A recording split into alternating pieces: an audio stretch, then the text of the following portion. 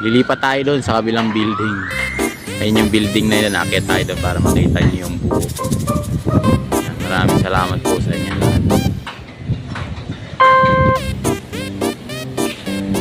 At umuulan-ulan na, maambon guys.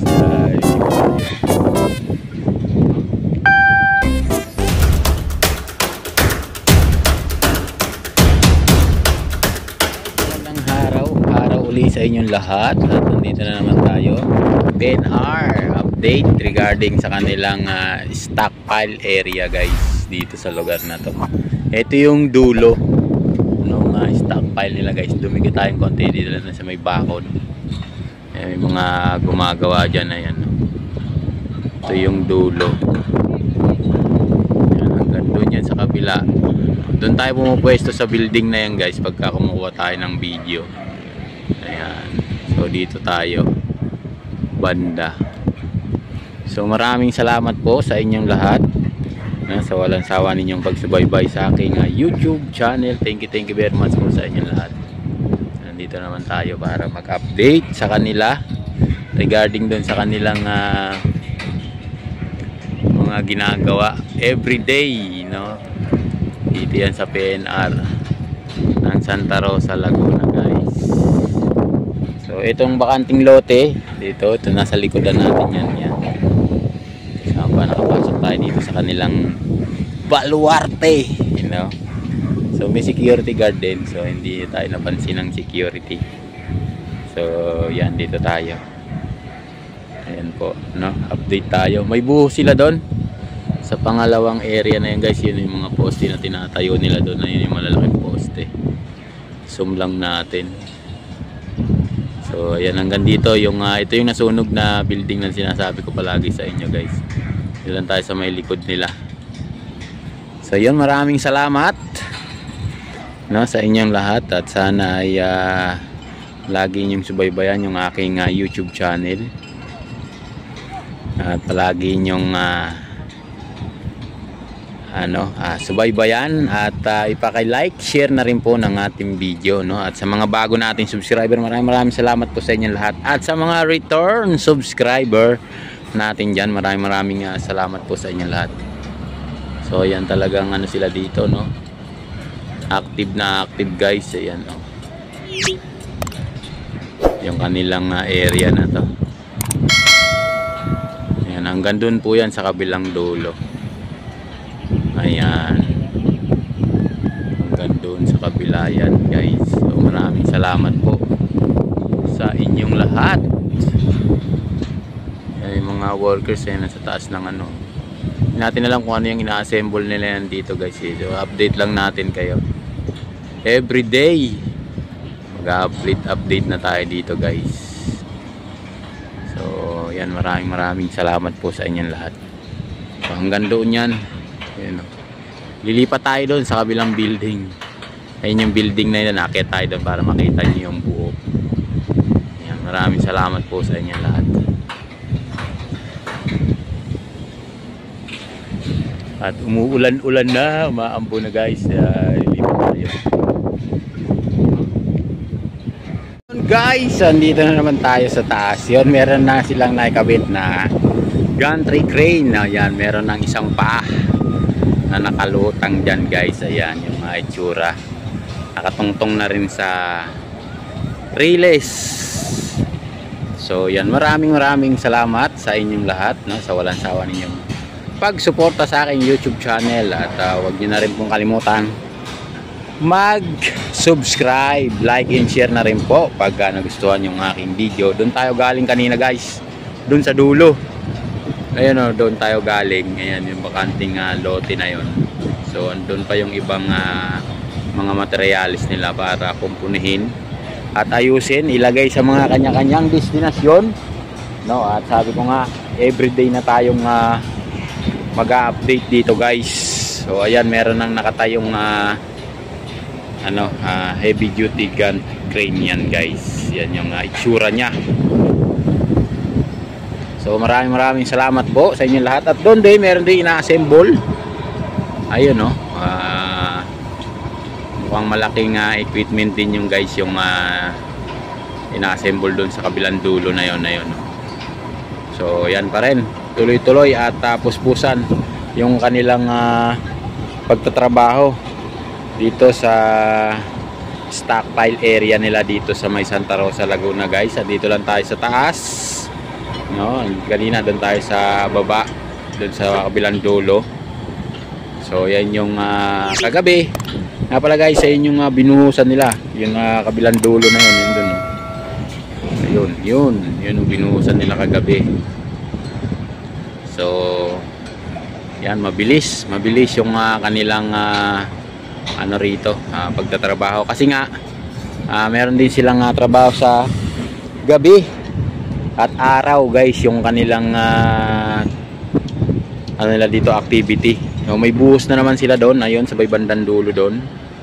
Ayun may buhos na naman sila, yun yung kulay green na boom truck na yun. At yung kabilang lote, ayan, pinapatag na naman nila yun sa may area na yan guys, yung bakante na yan, pakalawang pa niyang area na yan na papatagin nila yung kabilang ilog kasi guys yan yung may gutter na yan, ilog yan. So ando na sila, yun yung silo, ayun, nakatayo na rin doon at okay na, naghihintay na lang yan ng kanyang oras para mag-mix ng simento para doon sa mga heavy equipment natin na mga precast na i-assemble dito guys. So wala silang rito, wala silang pinapatawad, gabi at araw yung kanilang pagtatrabaho guys. Ayan, may bubong na rin, hindi natin alam kung antong may bubong na to, alam ko parang kantin. Tapos yung dalawa na yan na animoy kambal, parang office area guys. Yung hanggang doon yan, ayun yung office ng Hyundai, yung mahaba na yan, hanggang doon yan sa may highway guys. Ayan, hanggang doon sa may highway yung kanilang area. At yun, meron na rin silang karsada doon kasi dati nakikiano lang sila sa amin, nakiki right of way lang sila sa amin guys, so inayos na nila yung karsada doon. So yun, maraming salamat sa inyong lahat, at sana tuloy-tuloy na yung ganitong project, hindi lang ito yung matapos ngayong susunod na taon, at sana meron pa rin mga project na government na para sa mga kababayan natin, sana ito ay maabutan pa natin, masakyan pa natin yung mga bagong trend na mag-ooperate, alam ko 2025 yata matatapos na yung project, At lubos na nagpapasalamat sa ating mahal na presidente. At samot-saring problema yung sinasalubong niya ngayon, pero hindi pa rin siya naapektuhan kasi nga bilang presidente kailangan matapang ka din at wag ka magpa-apekto doon sa mga taong naninira sa iyo. So hindi natin alam kung ano yung mga lumalabas na haka-haka. So dito pa rin tayo para sumubaybay, at sumuporta sa ating mahal na Pangulo Duterte. Maraming salamat po sa inyo lahat. Sa inyong walang sawa na pagsubaybay. Ayun, nagdam doon ng ng mga bato para ilagay dyan, ikalat dyan sa medyo malambot na area guys. So isang katutak din yung mga panghakot nila rito, truck, ayan. So maraming salamat sa inyong lahat, at sana po ay patuloy yung subaybayan ang aking YouTube channel, hanggang sa huli ng ating mga video, kaya lubos din po ako nagpapasalamat kay YT, at hindi pa rin tayo binababayaan ni YT. Ayun, nagkalat dun yung mga tao guys. Ayan, medyo malayo na kasi dito sa lugar natin guys, kaya sinusum lang natin yung ating cellphone na gamit. So wala pa rin tayong mic, kaya medyo maingay yung labas-labas ng hangin, kaya pasensya na kayo sa inyong mapapanood na medyo maingay. At gusto akong nagpapasalamat at hindi nyo ako iniiwan. Diyan pa rin kayo sumabay sa YouTube channel. Sana po ay hindi lang ako yung subaybayan nyo ng mga nag-YouTuber din. Marami rin pong mas magagaling pa sa akin nag-upload ng mga video. Ako po ay kumbaga bata pa yung aking YouTube channel, guys. 2 years pa lang. Kaya medyo nangangapa-ngapa pa tayo at kumukuha ng mga idea doon sa mga nag-upload ng video. Tayo ay pumupulot ng mga magaganda na parang diskarte na mapaparami yung ating views. Kaya hindi naman tayo nangangapiright, kaya lang pumupulot tayo sa kanila. Siyempre mga batikan sila, no? Kaya yung mga ina-idolize natin ng mga YouTuber katulad ni Kalita Aquino ng Nueva Ecija, Ma'am Lorna Magday, Jaibery Sniper, ayan, Kalinga Crab, Purong Biyahero. Ayan, magagaling ng kanilang mga ina-upload na video, talagang pangmasa. So gusto ko nga mapalaki na rin yung aking video, no, para lumakalaki na yung ating sweldo, no. Gusto ko rin magtayo ng charity. Masarap kasing makatulong sa kapwa natin kahit pakonti-konti, no?